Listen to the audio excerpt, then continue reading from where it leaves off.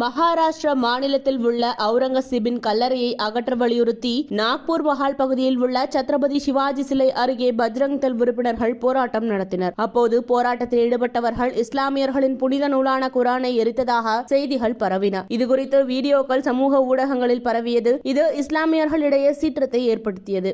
இதைத் தொடர்ந்து மஹால், கோட்வாலி, கணேஷ்பேத் மற்றும் சித்தன்மிஸ் பூங்கா உள்ளிட்ட நகரின் பல்வேறு பகுதிகளில் ஏராளமான இஸ்லாமியர்கள் கூடி போராட்டம் நடத்தினர். சிட்னி பூங்கா மற்றும் மஹால் பகுதிகளில் போராட்டத்தில் ஈடுபட்டவர்கள் திடீரென வன்முறையில் இறங்கினர். அவர்களின் பாதுகாப்புக்கு வந்த போலீசார் மீது கற்களை வீசினர். வாகனங்களுக்கு தீ வைத்தனர். இதனால் அப்பகுதியில் வன்முறை வெடித்தது. நாக்பூரில் வன்முறை வெடித்துள்ள நிலையில் அங்கு 144 தடை உத்தரவு அமல்படுத்தப்பட்டது. இதனையடுத்து போலீசார் கண்ணீர் புகை குண்டுகளை வீசியும் தடியடி நடத்தியும் கலவரத்தில் ஈடுபட்டவர்களை அங்கிருந்து கலைத்தனர். இதில் 4 பேர் காயமடைந்தனர். இதேபோல கோட்வாலி மற்றும் கணேஷ்பேத் பகுதியில் வன்முறையும் ஏற்பட்டது. இந்த சம்பவங்கள் காரணமாக நாக்பூரில் பதற்றமான சூழ்நிலை நிலவுகிறது. இதையடுத்து அங்கு போலீசார் குவிக்கப்பட்டுள்ளனர். இதற்கிடையே பஜ்ரங் தள் நிர்வாகிகள் தங்கள் மீது சுமத்தப்பட்ட குற்றச்சாட்டுகளை மறுத்துள்ளனர். தாங்கள் ஆர்ப்பாட்டத்தில் அவுரங்கசீபின் உருவபொம்மையை மட்டுமே எரித்ததாக அவர்கள் கூறியுள்ளனர். இந்த நிலையில் நாக்பூரில் வன்முறை ஏற்பட்டதை அடுத்து அனைவரும் அமைதி காக்க